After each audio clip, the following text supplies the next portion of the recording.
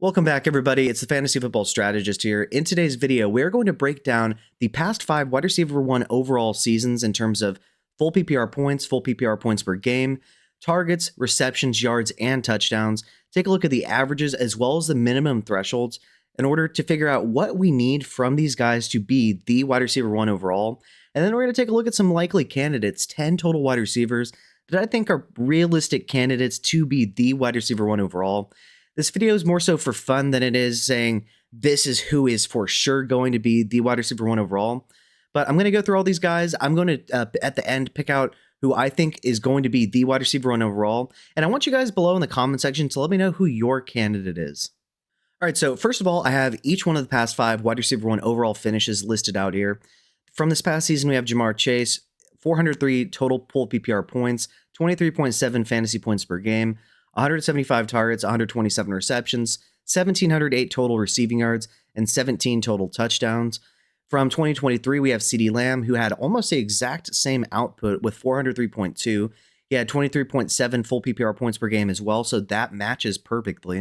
181 targets, 135 receptions, 1,749 yards, and 14 total touchdowns. He did have some rushing output as well, but it was pretty minimal. Then we take a look at Justin Jefferson in 2022. He had 368.7 full PPR points at 21.7 fantasy points per game, 184 targets, 128 receptions, 1,809 receiving yards, and 8 touchdowns. From 2021, we have Cooper Kupp's, just like with Jamar Chase, his Triple Crown season where he had 439.5 full PPR points, ridiculous season, at 25.9 full PPR points per game, which is the most of any of these wide receivers, 191 targets, which is also the most, 145 receptions, 1,947 total yards, and then 16 total touchdowns. And then we have kind of an outlier here that, well, I guess it's similar to Justin Jefferson's total output, but 358.4 full PPR points from Davante Adams. But because he didn't play a full season, he had 25.6 full PPR points per game, which was thoroughly impressive. 149 targets, 115 receptions, 1,374 receiving yards, but he had 18 touchdowns, which actually was the most out of this 5-year sample size here. Now, taking a look at the averages of all of these seasons put together, the average full PPR points is 394.6, 24.1 full PPR points per game, 176 targets, 130 receptions, 1,717 yards, and 14.6 touchdowns. So we're going to take a look at some guys here in a little bit that have already been the wide receiver 1 that we think could potentially be the wide receiver 1, and then some other candidates to see if we think they could meet these average thresholds here. But then the minimum thresholds were 358.4 full PPR points, 21.7 full PPR points per game, 149 targets, 115 receptions, 1,374 receiving yards, and 8 receiving touchdowns. And so the first candidate is somebody that's already done it, Jamar Chase. So it's pretty obvious that he was going to be considered here, right? So, he's only had one season, which was this past season, that would in general be the minimum threshold to be the wide receiver 1 in full PPR points. He had 403. The average, once again, was 394.6, and the minimum was 358.4. So he hasn't really, besides this past season, met those thresholds, although he has somehow been a wide receiver 1 in every one of his first 4 seasons, which is thoroughly impressive. In terms of the total targets, he had 175 this past season, which would have been one under the average of 176, but over the minimum threshold of 149. Taking a look at the average threshold of 130 receptions total, he had 127, which was actually under, and has not otherwise had an average season like that. But he did have 127, which was over the minimum threshold, obviously, of 115. But once again, has only had one season that meets that criteria. And in terms of the receiving yards, on average, 1,717. Once again, this past season is the only time he's met that threshold, but he's had multiple 1,203 total, actually, 1,200-yard seasons. And in terms of the touchdowns, average of 14.6.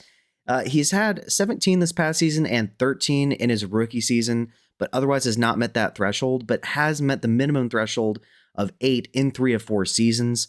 And so you'll notice, though, that wide receiver 1 overall finishes don't typically happen multiple times for wide receivers. Players like Antonio Brown did it a little bit ago, but we've seen the past 5 seasons that we have not had any one player be the wide receiver 1 more than once. So if I was a betting man, I would bet that it probably doesn't happen again. But to be fair, he is an elite receiver that is connected to Joe Burrow, so there's definitely a chance here. The second player we're going to take a look at is obviously somebody else who was the wide receiver 1 overall back in 2023, CeeDee Lamb. This past season, he was the wide receiver 8 in terms of his finish, but he did only play in 15 games and did have a substantial amount of time without his starting quarterback, Dak Prescott. He's QB proof, though. Now, in terms of meeting the averages for 394.6 full PPR points, he did that once during his wide receiver 1 overall finish, but otherwise has not met that criteria. In terms of the targets, the average is 176. He has only done that once, but I think, though, this past season, if he had played a full allotment of games, and especially if he had Dak Prescott, he probably would have met that threshold, to be fair, but otherwise, he had 156 back in 2022.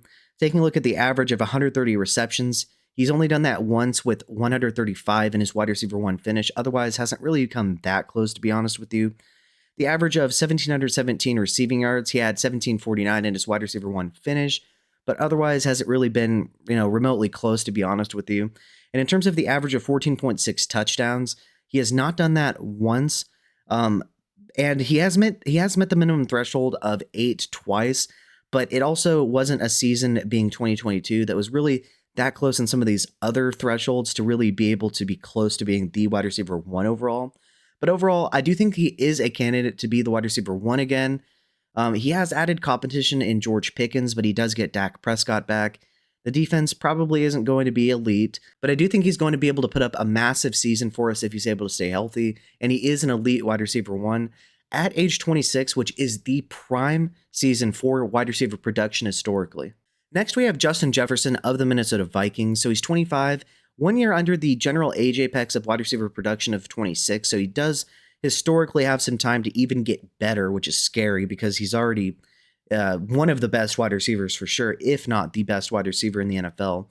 So obviously, like I said, his 2022 season, he did end up finishing as the wide receiver 1 overall. Now, in terms of the average full PR points per game of the wide receiver 1 overall, 394.6, he actually has not met that number in any individual season, even during his finish, although 368.66 is nothing to scoff at.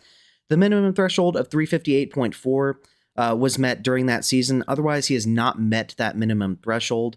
In terms of the average targets of 176, he has met that with 184 during his wide receiver 1 overall finish, but otherwise has not quite met that general threshold. 149 is the minimum. Then taking a look at the minimum threshold of 149 total targets, he has met that number in 3 seasons, being 2021, 22, and 2024. In terms of the average receptions of 130, he has not met that threshold even during his wide receiver 1 overall finish, although that's just 2 off. But the minimum of 115 has also only been met once. And he had 108 in his second season, but generally not meeting that minimum threshold either.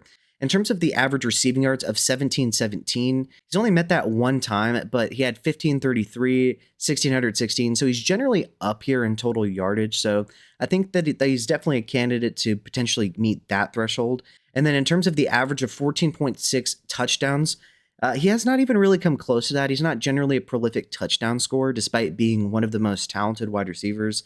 But he has met the minimum threshold of 8 in 3 of his 5 NFL seasons. And so definitely, being the wide receiver 6, 4, 1, and 2 in seasons in which he's played at least 16 games, he's definitely a candidate to be the wide receiver 1 overall. He's one of the most talented guys. He does have a lot of target competition with, Addison, Hawkinson. They just drafted a 3rd-round wide receiver as well. But he's, by far and away the number 1 overall wide receiver on the team. He's QB proof. And, if JJ McCarthy can live up to some of the potential of being a 1st-round pick, there's definitely a chance that he finishes as the wide receiver 1 overall. Next, we have Amon-Ra St. Brown. Now, he has never finished as the wide receiver 1 overall, but in each of the past 2 seasons, he's been a top 3 full PPR finisher, including wide receiver 7 finish in his 2nd NFL season. As a rookie, he wasn't quite on that level yet, but over the back half of his rookie season, he was thoroughly impressive. Now, in terms of meeting the average of 394.6 full PPR points, he honestly hasn't been remotely close to that, despite being a top 3 wide receiver in each of the past 2 seasons. So that is interesting. Now, in terms of meeting the average of 176 targets, he has not done that one single time, despite having 141, 164, and 146 in the past 3 seasons. He has met the minimum threshold of 149, though, in 2 seasons ago, but he was really close with 146 in his second season, and then had 141 in his this past season. Now, in terms of the average of 130 receptions, he hasn't been really that close. He had 119 2 seasons ago, 115, 106, but he's generally up there in receptions. In terms of the minimum of 115, he has met that in each of the past 2 seasons, though, so that is interesting. In terms of the average of 1,717 receiving yards, he has not really been that close. He had 1515 2 seasons ago. And the minimum of 1374, he has met once, which was also 2 seasons ago, but otherwise really wasn't that close. Now, in terms of the average touchdowns of 14.6, he's had 12 this past season. He has increased in every single NFL season. We'll see if that continues to rise, but the minimum threshold of 8 has been met in each of the past 2 seasons. I kind of view him as more of your very high floor, but probably just is reasonably close to his ceiling type of players. There's all kinds of talent in that offense, be it Gibbs, Montgomery, Laporta, JMO. He has a talented quarterback in Goff. I do expect some regression with his offense with the departure of Ben Johnson to be the Bears head coach, though. So I think he's a candidate to potentially see a little bit of a decline in production, but I still think that he's an easy wide receiver one and one of the more talented wide receivers in the NFL. And I want to give a special shout out to my Patreon members. Thank you to Big Hunt, SP, Mage Jack, and Infamy MTG. If you would like to become a Patreon member, the link's going to be below in the comment section. There we're going to have weekly live streams where we go over, fantasy news, potential buy low candidates, sell high candidates, depending on the news. We're going to give you specific league-oriented roster construction with trade advice based on your specific league settings there. We're going to give you access to early videos. We're going to give you the ability to suggest videos as well. I made a private video for someone on Isaac Rendo, some of the pluses, minuses to his game, things to like, and specific price points to sell or buy for.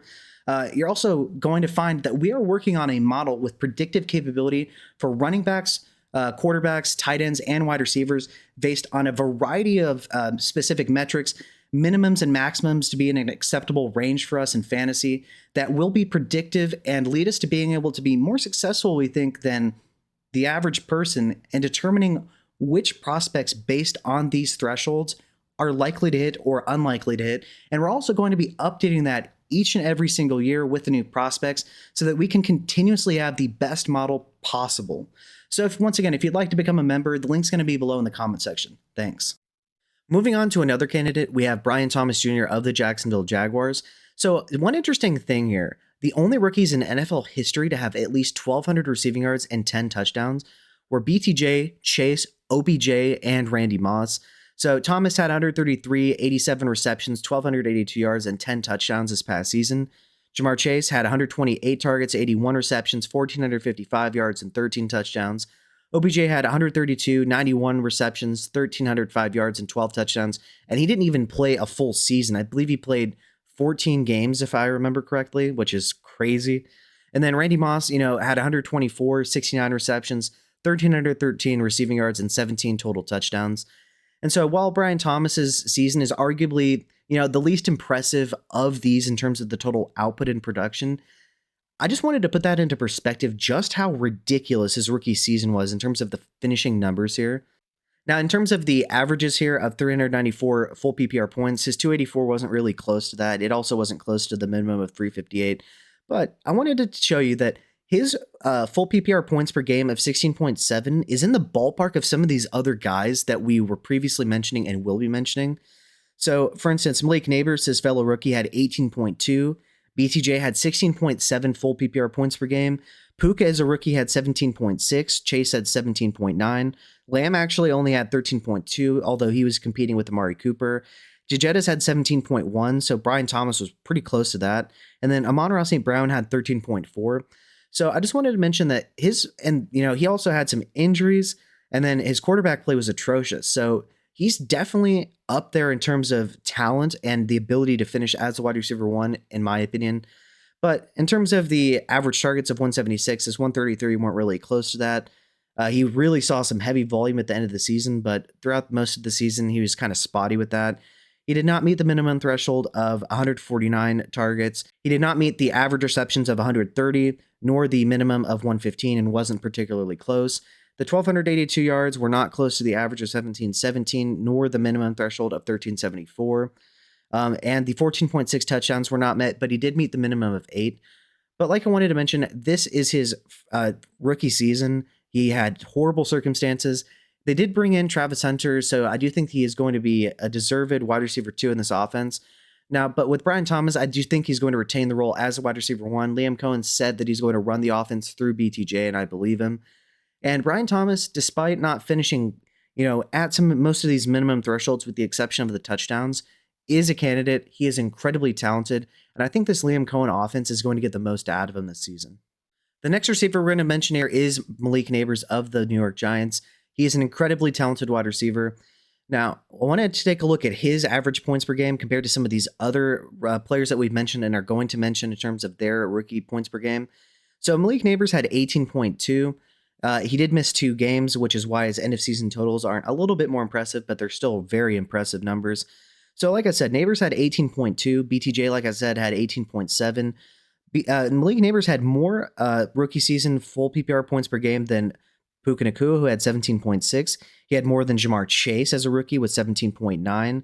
He had more than CeeDee Lamb with 13.2. He had more than Justin Jefferson with 17.1. And he had more than Amon-Ra St. Brown at 13.4.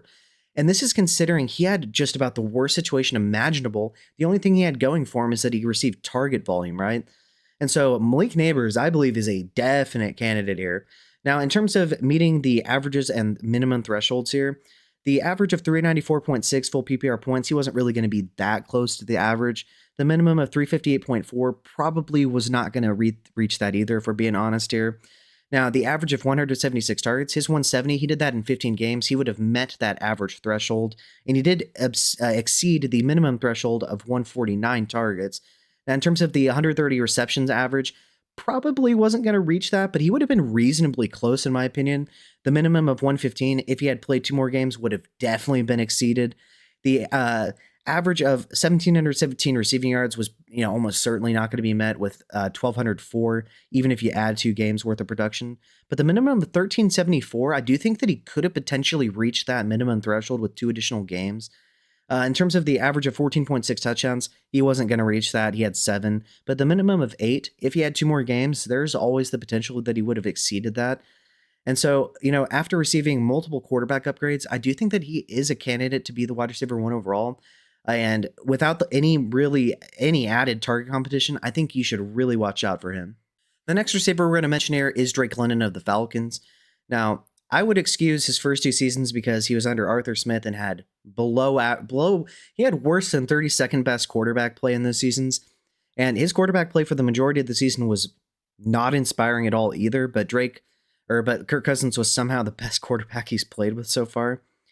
But he does have Michael Penix this season, so there is a lot of reason for optimism. Now, in terms of meeting the average of 394.6 full PPR points, he wasn't really close this past season. The minimum of 358.4 wasn't really particularly close either. But in terms of the targets, he had 158. That is under the average of 176, but above the minimum of 149. And I definitely think that could go up this season, especially even though we saw a limited sample size. Michael Penix, he had one of those massive games with Michael Penix with a ton of volume too. So I do have a lot of optimism there. In terms of meeting the average of 130 receptions, he had 100, not particularly close. But the minimum of 115, he had 100. I think that, with better quarterback play and more volume, I do expect him to potentially meet that minimum threshold this season. The average of 1,717 yards, his 1,271 wasn't particularly close to that, but the minimum of 1,374 was reasonably close here. I do think that he has a chance to do that this season. The average of 14.6 touchdowns was not met with 9 this past season, but the minimum of 8 was met. I do think, though, that with a full season of Michael Penix, there is the opportunity that, while I think it's probably a little bit less likely than some of these other guys we've mentioned here so far, I do think that he is a realistic candidate to be the wide receiver 1 overall this season. And now we have Puka Nacua of the Rams. So he came out of nowhere in his rookie season. He was a talented wide receiver, but had dealt with substantial injuries during his collegiate career.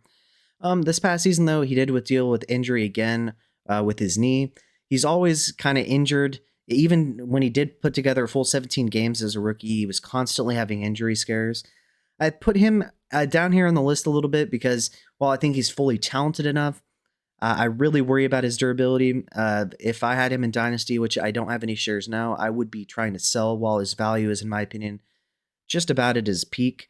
Now, in terms of the average of 394.6, he was never really particularly close to that, nor was he really that close to the 358.4 minimum. But as a rookie, he did have 17.6 full PPR points per game, which was more than CeeDee Lamb, more than Justin Jefferson, more than Amon-Ra St. Brown, just under Jamar Chase's 17.9, above Brian Thomas's 16.7, and a little bit below Malik Nabers' 18.2, but a very impressive season nonetheless, finishing as the wide receiver 4 overall.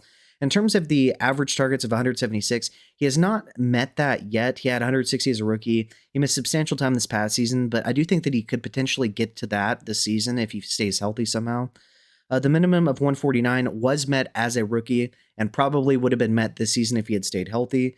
The average of 130 receptions wasn't really close as a rookie and probably wasn't going to meet that as a sophomore either.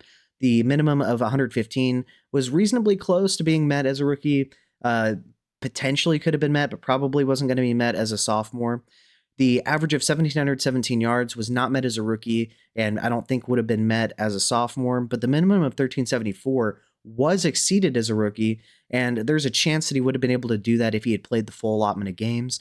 The average of 14.6 touchdowns was not particularly close as a rookie, and he's just not really been a prolific touchdown scorer. The minimum of 8 was also not met, so touchdowns, you'd probably have to have an unusually high amount of touchdowns to be able to finish as the wide receiver 1 overall. But the talent is definitely there, the volume is definitely there, and there is the possibility that if he's able to put together another fully healthy season, that he does finish as the wide receiver 1 overall. Now we have another wide receiver that people might not agree, but I think Tyreek Hill is definitely a candidate to potentially be the wide receiver 1 overall. Why? Because as soon as 2 seasons ago, he was the wide receiver 2 overall. And he's been the wide receiver 1 once, been the wide receiver 2 3 times, been a top 10 receiver another 2 times on top of that. So he's definitely been up there for the majority of his NFL career. Now, in terms of meeting the average of 394.6 full PPR points rather, he's never met that number, so that is interesting. But in terms of meeting the minimum of 358.4, he did do that 2 seasons ago, was reasonably close 3 seasons ago, had 334 a couple seasons ago, way back in the day with Kansas City. In terms of meeting the average of 176 targets, he had 171 2 seasons ago, 170 the season before that. So he definitely, if he's able to play a full allotment of games, same goes with Tua, which is kind of sketchy. There is opportunity there. In terms of meeting the minimum threshold of 149, he has met that in 3 of the past 4 NFL seasons. In terms of the average of 130 receptions, he had 119 2 seasons in a row, so not quite there, but reasonably close. And in terms of meeting the minimum of 115, he's done that in 2 of the past 3 seasons. Once again, he was hurt this past season. In terms of meeting the average of 1,717 receiving yards, he had 1,799 2 seasons ago, was right there 3 seasons ago with 1,710. In terms of meeting the minimum of 1,374, he did that in his 3rd NFL season. He did that once again in 2 of the past 3 seasons as well. So that's definitely an opportunity for him. In terms of the touchdowns, average of 14.6, he's met that once with the 15 he had a couple seasons ago, but generally doesn't score that many touchdowns. But the minimum of 8 was met 2 seasons ago. He had 15, 9, 12. So there's definitely the opportunity for him to do that there. He's one of the most explosive wide receivers in the NFL. I would give him a little bit more of a long shot due to the situation if we're being real here. But there is the opportunity because he's done it multiple times in his NFL career, and he is one of the most explosive playmakers in the NFL. Now, the final candidate I'm going to mention here is Nico Collins of the Houston Texans. I do think that he is by far and away the longest shot of any of these guys, but it's really more so due to injury concerns than anything. He has a great quarterback in CJ Stroud. He's the definitive wide receiver 1 despite them drafting Jaden Higgins and Jalen Noel. But you'll notice that he really has not met most of these minimum criterion, let alone the averages for anything because of injuries. But when he plays, he's an explosive wide receiver 1 with a ridiculous ceiling and relatively consistent as well when he's able to stay on the field. In terms of meeting the average or minimum threshold of 394.6 or 358.4 full PPR points, he's never been really close to that. In terms of the average or minimum of 176 targets or 149, has not met that. But if you maxed out his averages per game, he definitely could have met the minimum there. In terms of the receptions of 130 or the minimum of 115, probably not going to be that close to that. In terms of the average yards of 1717 or minimum of 1374, if he had played a full season 2 seasons ago, I think he would have met the minimum of 1374, but probably never going to meet that average of 1717. In terms of touchdowns, he had 8 2 seasons ago. The average, though, is 14.6. And yeah, so like I said, I think that he is a long shot, but he's an explosive wide receiver 1, tied to a good quarterback. And if he's able to stay fully healthy, he's 26 years old. That he is the age apex of wide receiver production. I do think there's a long shot that he's able to do it. Now, moving on to my candidate to be the wide receiver 1 overall. If you remember that in each of the past 5 seasons, we have not had a repeat finisher of wide receiver 1 overall in terms of in consecutive or just in any of the 5 seasons of somebody being the wide receiver 1 overall twice. That just has not happened. I think that while it definitely could happen, it's reasonably unlikely given that it hasn't happened in any of the past 5 seasons. And in my opinion, I think Malik Nabers is going to be my bet to be the wide receiver 1 overall. Now, in terms of the targets, despite missing 2 games, his 170 were second in the NFL. His target share, though, of 34.9, that's 35% practically, was by far and away the first in the NFL. His 31.2% target rate was second in the NFL. These are elite numbers, and that's as a rookie. In terms of the yards after catch, he's great at that. So he's good at maximizing his yards despite, the quarterback play being atrocious, worse than 32nd best overall quarterback play for the majority of the season. He had 462 yards after catch, which was good for 11th. And despite his 1,200 plus receiving yards, he had 876 unrealized air yards, which was good for 4th in the NFL. So think about that. He could have had around 2,000 total receiving yards. Now, also, his expected fantasy points per game of 23.8 was first in the entire NFL. He did not meet that because of the situation. So you then put together the depth chart, right? In terms of his competition, he has Darius Slayton, Wan'Dale Robinson. Those guys are not taking targets away from Malik Nabers. He already had the highest target share, right? But instead of having Daniel Jones, Drew Lock, Tommy DeVito, Tim Boyle, quarterbacks that are just disgusting, he still has quarterbacks that are potentially iffy, but I don't think I could argue that they're any worse and are almost certainly better than anything he's worked with so far. And Russell Wilson, if Jameis Winston sees the field for 5 games, I would bet on him being the wide receiver 1. I think if you just give him 5 games of Jameis Winston, he's going to go off. And then they drafted Jackson Dart at the end of the first round. So there is hope for Malik Nabers in terms of the quarterback situation. There's really just nobody there standing in his way in terms of target competition. He should see a ton of volume. And if you remember, his full PPR points per game of 18.2 was more than Puka Nakua's 17.6, more than Jamar Chase's 17.9, more than CeeDee Lamb's 13.2, more than Justin Jefferson's 17.1, and more than Amon-Ra St. Brown's 13.4. That's as a rookie in a terrible situation. Things are on the up, and my bet is Malik Nabers. But yeah, who is your wide receiver 1 overall in 2025? Let me know below in the comment section. Make your prediction. With that being said, feel free to subscribe to my Patreon. I'm unable to collect any revenue because I usually have film in these videos and they are not able to be monetized. Feel free to like and subscribe. I would really appreciate it. Thank you and have a good day.